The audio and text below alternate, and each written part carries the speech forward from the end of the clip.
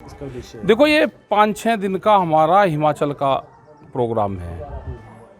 पोंटा साहब से हमने शुरू करा है और नालागढ़, ये ऊना और फिर आगे तक हम चले जाएंगे। यहाँ पे ज़मीन अधिग्रहण के मामले हो, एयरपोर्ट चाहे पे बन रहा हो, यहाँ पे फसलों के रेट का सवाल हो, यहाँ पे भी धान की खेती होती है, जीरी होती है, एमएसपी पे खरीद नहीं होती।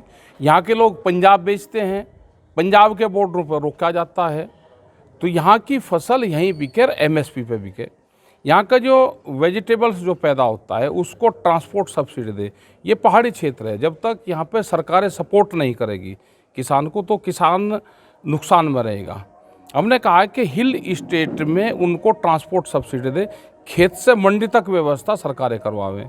यहाँ का चाहे ऊपर फ्रूट्स हो, सेब का किसान हो, उनको भी नुकसान है। पिछली बार भी करीब 3-4 हज़ार करोड़ रुपए का नुकसान हुआ, बगैर मौसम बारिश हुई और बर्फबारी हुई तो उससे नुकसान हुआ।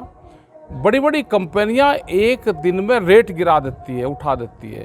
तो ये जो कब्जा हो गया है कंपनी का फूड सेक्टर पे, इस चेन को तोड़ना पड़ेगा हमको सबको। भोजन पे सबका अधिकार है, किसी कंपनी का अधिकार नहीं। तो ये हमारे बहुत से सवाल हैं।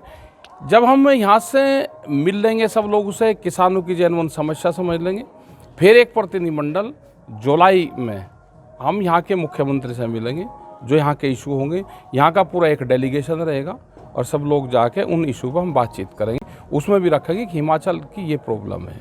हिमाचल सरकार जो किसानों की समस्या है, कि आपको लगता है वो भली भांति उनको हल करने नहीं कर रही, कोई हल नहीं कर रही।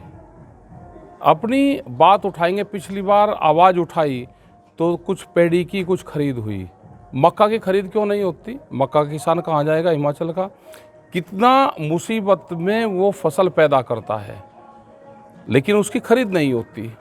खरीद जो भारत सरकार ने रेट निर्धारित किया, उसी विचारधारा की सरकार केंद्र में है और उसी की यहाँ पे है, तो मक्का की खरीद होनी चाहिए। तो ये जो सारे सवाल हमारे हैं, एमएसपी से नीचे पे खरीद ना हो, ना बिके, उस पर कानून बनना चाहिए। आपने फसलों की बात की, खरीद की बात की, लेकिन जो कृषि मंत्री है वीरेंद्र कंवर, वो कह रहे हैं कि हमने जगह जगह जो है मंडियाँ खोली है, सेंट्रल गवर्नमेंट का जो रेट है उसी के आधार पर जहाँ पर खरीद की जा रही है। मक्के की खरीद भी इस बार हुई है, क्या कहें? तो हुई होगी तो बता दो कहाँ हुई? मतलब झूठ बोलने में, ये झूठ बोलने में बहुत माहिर हैं। वर्ल्ड रिकॉर्ड इन्होंने झूठ बोलने में जरूर बना दिया। जब भी कोई वो मिलेगा ना, इनको इनाम मिलेगा तो गोल्ड मेडल, ये झूठ बोलने में जरूर जीत रहे। आप इनसे पूछो, जाओ वे कहू जाके खरीद हुई, किसान सामने बैठा रहेगा क्या आगे जी बताओ कहाँ भी का नहीं खरीद हुई। मतलब झूठ बोलते रहते हैं, तो झूठ का तो क्या इलाज? किसानों के साथ नहीं खड़ी है? नहीं खड़ी हुई है। आंदोलन मजबूत यहाँ पर करना पड़ेगा, जब जाके कुछ रास्ता बैठ सकता है। अभी हाल ही में केंद्र सरकार द्वारा अग्निपथ एक नीति शुरू की गई है, क्या कहना चाहेंगे आप? हित में है या ना हित में? 4 साल में रिटायरमेंट कोई हो गया हो तो उससे पूछना पड़ेगा। ये तो मतलब कौन कह रहा है कि 4 साल में नौकरी कर कर वो रिटायर हो जाए? वो कहाँ जाएंगे बच्चे? इनको स्पष्ट करना पड़ेगा कि इनकी नीति क्या है। वे बच्चे मिलिट्री में जितनी हमारी नफरी थी, क्या वो कट तो नहीं हो रही? क्या दूसरी जो हमारे जो सैनिक हैं, जो दूसरी अर्धसैनिक बल हमारे हैं, उसमें भी क्या इसी से लेंगे? ये सारे स्पष्ट करने पड़े। तो पता चला कि एक किसी पार्टी से जुड़े हुए लोग थे ये। सर, जो कृषि कानून थे और जो ये अग्निपथ जो है, आपको क्या लगता है कि जल्दबाजी में लिए हुए फैसले है या सोची समझी साजिश के साथ चला हुआ? इंडस्ट्रीज के लिए सस्ती सरकारी लेबर तैयार करने का एक बड़ा फार्मूला है भाई। हमने ट्रेनिंग भी दे दी, सरकार ने रोजगार भी दे दिए, और वे फिर बेरोजगार युवा जो सरकारी बेरोजगार होंगे वो फिर इंडस्ट्रीजों में काम करें। इंडस्ट्रीज वाले सबसे ज़्यादा वकालत कर रहे हैं उनकी। सर, हिमाचल के कौन कौन से टूर होंगे अब आपके? अभी तो आगे है, हम कुल्लू मनाली रोज आगे तक वहाँ तक जाएंगे। हाँ, लोल शिविर तक जाएंगे और देखेंगे, और अगला नेक्स्ट फिर प्रोग्राम बनेगा तो जाएंगे। और हम पूरा इंटीरियर तक जाना चाहते हैं, यहाँ के लोगों से बातचीत करना चाहते हैं। यहाँ पे टूरिज्म पे काम ज़्यादा होना चाहिए, उससे बहुत पैसा हिमाचल में आ सकता है। मुख्यमंत्री जयराम ठाकुर वो कह रहे हैं कि इस बार जो है रिवाज बदलेगा, 5 साल कांग्रेस 5 साल बीजेपी का जो मिथक है वो जरूर टूटेगा, क्या कहना चाहेंगे?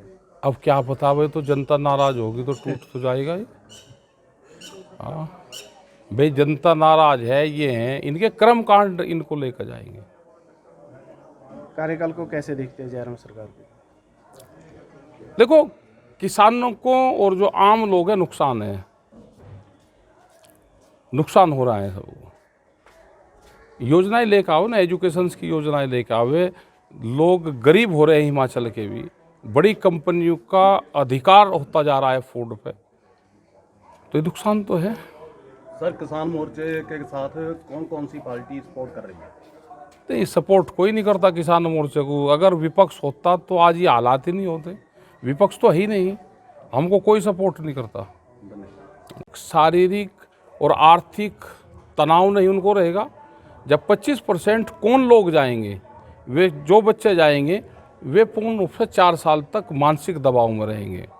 वे 25% उनका छांटने का क्या फार्मूला रहेगा, वो बिल्कुल ज़रूर बता दें। किसान आंदोलन खत्म हो गया, केंद्र ने जो बिल है वो वापस ले लिया है, अब अगली रणनीति क्या रहेगी? अगली रणनीति ये है कि बिजली अमेंडमेंट बिल का एक बड़ा सवाल है, स्वामीनाथन कमेटी की रिपोर्ट लागू हो, C2+50 वाला फार्मूला लागू हो। ये बहुत से सवाल अभी हैं। सीड बिल आ रहा है। ये कोई भी सरकार पॉलिसी लेकर आवे तो उस सेक्टर के लोगों से उससे बातचीत करनी चाहिए। ये नहीं कि एकदम से कोई भी चीज़ हुई और तुरंत उसको कर दिया। ये तो तानाशाह करते हैं। चुनी हुई सरकारें ये चीज़ें काम नहीं करती। हिमाचल प्रदेश में आने वाले समय में चुनाव होने वाले हैं। जो किसान आंदोलन में लोग खड़े हुए थे, जब इन्होंने भाग लिया, तो हिमाचल प्रदेश में वो किसको सपोर्ट करेंगे? अभी नहीं, हमारा किसी को कोई सपोर्ट नहीं है। और जो चुनाव होते हैं वो लोकल के उस पर होते हैं, जिनको जो ठीक लगेगा वो काम कर लेंगे। हमारा सपोर्ट किसी को नहीं रहता, और ना हमारे लोग चुनाव लड़ते। जिसको भी चुनाव लड़ना हो किसी न किसी पार्टी में जाएगा, वहाँ लड़ लेगा। किसान संयुक्त मोर्चा कोई चुनाव SKM नहीं लड़ता। सर, एक आखिरी सवाल। हाल ही में सर कुछ ऐसी घटनाएं देखने को मिली है कि कुछ संगठनों से जुड़े लोगों पर स्याही फेंकने का मामला सामने आया है, तो आपके ऊपर भी स्याही फेंकी गई थी। हाँ, चोट तो इस बीमारी स्याही प्रकार की फेंकी। घटना को क्या ये कहेंगे आप? सरकार के लोग करवाए, वे पकड़े भी गए। आज भी 307 लगी हुई है, जेल में बंद है, और उनके घर से भी हथियार बरामद हुए हैं। तो पुलिस का केस है, पुलिस अपने तरीके से उसको देखे। हमारे ऊपर करीब 4-5 जगह ये घटनाएं हुई। एक बार 4 गाड़ी तोड़ी राजस्थान में, वहाँ कांग्रेस की सरकार है लेकिन लोग BJP के थे। वहाँ पे जहाँ कर्नाटक में हम गए, वहाँ पे भी BJP के ही लोग थे। वे नारे लगाए थे, फिर उन्होंने बाद में, हम उनकी भाषा नहीं समझ पाते थे लेकिन उन्होंने नारे लगाए थे।